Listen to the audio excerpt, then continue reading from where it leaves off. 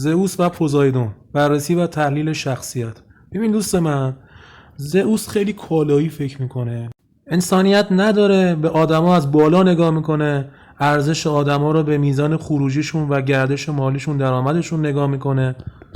بسیار مادیاتیه. میگه مثلا این جنوب شرقیه، چرا بهش احترام بذارم؟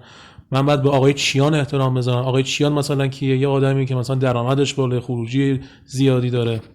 ولی پوزایدون دقیقاً برعکس زئوس فکر میکنه.